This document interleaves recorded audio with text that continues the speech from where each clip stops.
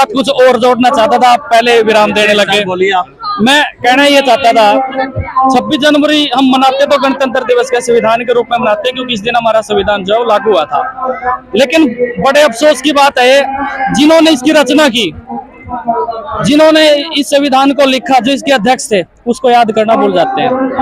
तो क्या आज मुझे दुख है इस चीज का। कितने वक्ता स्टेज से बोले हैं, क्या किसी ने बाबा साहब का नाम लिया? नहीं लिया। मैं नमस्कार, स्वागत है आपका अमृतधारा न्यूज पर। मैं राजेंद्र कौशल। इस समय 26 जनवरी के मौके पर, जैसा कि दर्शकों को मालूम ही है, अनुराग डांडा जो एक जाने माने पत्रकार रहे नेशनल लेवल पे और आज आम आदमी पार्टी के मीडिया प्रभारी हैं, और उनकी जन्मस्थली जो है वो गांव धनौरी है। तो ऐसे में गांव धनौरी के लोगों को एक मंच के माध्यम से क्या संदेश दे के गए हैं, वो जरा जानने का हम प्रयास करेंगे और लोगों के मन को टटोलने की कोशिश करेंगे। डॉक्टर साहब नमस्कार। हाँ जी सर, मुझे नमस्कार जी, आपका बहुत बहुत धन्यवाद। तो सर, आपके गांव के एक युवा चेहरा अनुराग डांडा यहाँ पर पहुंचे हैं और आजकल आम आदमी पार्टी के वो मीडिया प्रभारी हैं। तो ऐसे में मंच के माध्यम से उन्होंने एक संदेश देने की कोशिश की गांव की जनता को, तो क्या कहना चाहेंगे आप? हाँ जी शर्मा जी, सबसे पहले मैं आपको गणतंत्र दिवस की बधाई देता हूँ। और जो आज हमारे गांव में युवा संगठन की ओर से जो ये गणतंत्र दिवस का आयोजन किया गया है, तो बहुत ही अच्छा कार्यक्रम है। इसकी शोभा बढ़ाने के लिए आम आदमी पार्टी के राष्ट्रीय सलाहकार आदरणीय अनुराग डांडा जी यहाँ पर पधारे थे। अभी ऐसा है कि वो अपने विचार रख के गए हैं। बोला उन्होंने पार्टी की ओर से कि आने वाले समय में यदि हमारी सरकार आती है तो अच्छी शिक्षा, अच्छा स्वास्थ्य हम देंगे। और जो सरकार अभी तक काम करती आई है तो उन्होंने काफ़ी कमियां सरकारों की बताई हैं, और आम आदमी पार्टी को यदि ये मौका मिलता है तो जो उन्होंने अपना विचार रखा है तो उस पर वो खरा उतरेंगे। और हम अनुराग डांडा जी के विचारों का समर्थन करते हैं और उम्मीद है कि हमें ये आने वाले भविष्य में ये सब कार्य पूरे हों। अभी मेरे साथ है प्रोफेसर साहब जो हिस्ट्री के प्रोफेसर हैं, हिस्ट्री के लेक्चरर हैं, तो बात करते हैं। सर नमस्कार। नमस्कार सर। सबसे पहले इस साल डांडा हिस्ट्री लेक्चरर की तरफ से अमृतधारा न्यूज को गणतंत्र दिवस की हार्दिक शुभकामनाएं।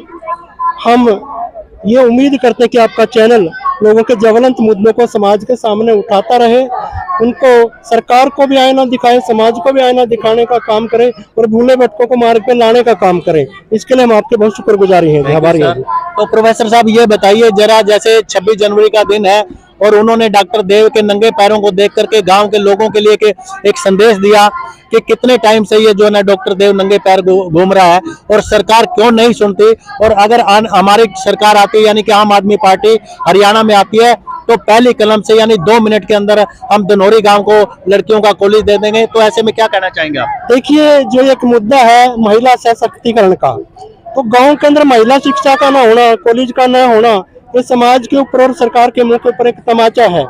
आज हम हर एक वर्ग में बात करते हैं कि महिलाएं पहले नंबर पे, अंतरिक्ष की बात करें, MBBS की बात करें, फाइटर पायलट की बात करें, राजनीति की बात करें, लेकिन जब शिक्षा की बारी आती है तो पता नहीं क्यों इनको पीछे धकेल दिया जाता है, इनके साथ सौतेला भेदभाव किया जाता है। तो आज समाज की सबसे बड़ी ज्वलंत मुद्दा है नारी शिक्षा, महिला शिक्षा, लड़कियों की शिक्षा, क्योंकि एक महिला के साक्षर होने से 2 परिवार शिक्षित होते हैं। तो सर आप ये बताइए, क्या मूलभूत सुविधाओं में हरियाणा सरकार मतलब फेल हो रही है, चाहे वो कोई सी भी पार्टी है?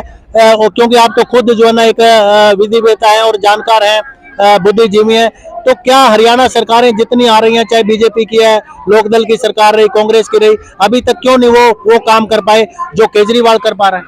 देखिए, मेरी एक सोच रही है, मैंने मंच के माध्यम से भी आपको बताया था कि राजनीति में अक्सर वायदे किए जाते हैं, उनको पूरा नहीं किया जाता, धरातल पर उनको उतारने के प्रयास नहीं किए जाते, लोगों को लोक लुभावन वायदे करके सिर्फ लोगों से वोट हथियाने का काम किया जाता है।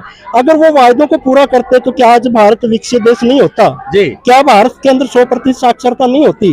क्या हर हाथ को रोजगार नहीं होता?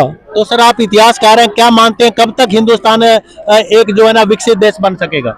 देखिए, जो मेरी सोच है, अगर धरातल पे इस काम को हम उतारें, जैसे दिल्ली के अंदर सरकार कर रही है, मैं किसी विशेष पार्टी का नाम नहीं लूंगा, जो हम वादे करते हैं उनको पूरा करने की कोशिश करें, तो हमारे पास संसाधनों की कमी नहीं है, लोगों के पास सीखने की कमी नहीं है। सबसे युवा देश है हमारा, दुनिया का सबसे युवा देश, और युवा से आप जितना काम चाहे ले सकते हैं, इस एनर्जी का यूज कर सकते हैं आप। तो इसके अंदर अगर हम सार्थक प्रयास करें तो कुछ ही समय में हम देश को विकसित बना सकते हैं। जी सर नमस्कार, थैंक यू वेरी मच।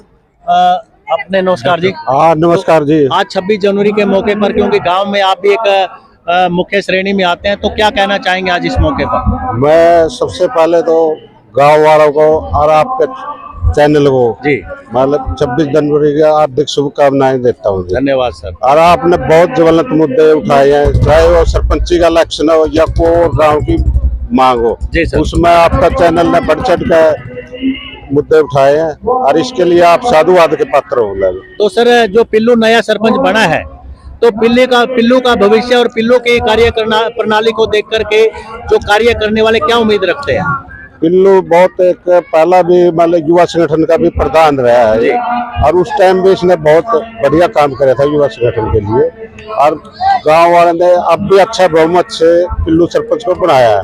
और गांव वाले ने बहुत ज्यादा उम्मीद है कि ये जो सी गांव की मुख्य मांग है कि कॉलेज की है या गंदे पानी की निकासी है या और छोटी मोटी मांग है लाले, उसने पूरा करेगा।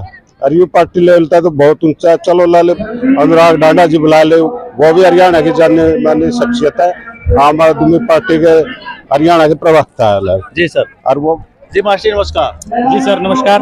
तो 26 जनवरी के मौके पर आप जिला परिषद के उम्मीदवार रहे और सुमन रानी जी जो उम्मीदवार रही, तो 26 जनवरी के मौके पर जिन लोगों ने आपको मत डाले और काफी भारी संख्या में आपको वोट भी मिले, तो उनके लिए क्या संदेश देना चाहेंगे? सबसे पहले तो मैं आपके न्यूज़ चैनल से सभी दर्शकों को जो आपके साथ जुड़े हुए हैं सब गणतंत्र दिवस की मैं शुभकामनाएं देता हूं। और परमात्मा करे जो ये गणतंत्र है ये गणतंत्र के रूप में ही माना जाए, क्योंकि हम इस दिन हमारा जो संविधान है वो लागू हुआ था, हमें कुछ अधिकार मौलिक कर्तव्य मिले थे, अधिकार मिले थे। तो मैं पहले तो सबसे पहले मैं शुभकामनाएं देता हूँ इस चीज की। तो सर, कौन सा गणतंत्र दिवस आज हिंदुस्तान मना रहा है? 74 क्या पक्की बात है? पक्की बात है। पक्की बात है जी। मैं टीचर होने के नाते ही आपसे बात कर रहा था। 74 कईयों को मैंने पूछा कि जी कौन सा ये गणतंत्र दिवस हिंदुस्तान मना रहा है, तो लेकिन कईयों को एग्जैक्ट फिगर ही नहीं मालूम थी। लेकिन मैं इसके साथ एक बात 73 है, जी सर। वर्षगांठ 73वीं है, जी। लेकिन एक्यूरेट है जो 74वां गणतंत्र दिवस मनाया जा रहा है। 74वां। जी जी सर। जी सर। तो धन्यवाद दोस्तों, और मैं ये तस्वीरें और जानकारी आप तक पहुंचाने का हमने प्रयास किया है। बने रहिए। हाँ जी, हाँ जी। मैं इसके साथ कुछ और जोड़ना चाहता था, आप पहले विराम देने लगे। बोलिए आप। मैं कहना ये चाहता था 26 जनवरी हम मनाते तो गणतंत्र दिवस के संविधान के रूप में मनाते हैं, क्योंकि इस दिन हमारा संविधान जो है वो लागू हुआ था। लेकिन बड़े अफसोस की बात है जिन्होंने इसकी रचना की, जिन्होंने इस संविधान को लिखा, जो इसके अध्यक्ष थे, उसको याद करना भूल जाते हैं। तो क्या आज मुझे दुख है इस चीज का। कितने वक्ता स्टेज से बोले हैं, क्या किसी ने बाबा साहब का नाम लिया? नहीं लिया। मैं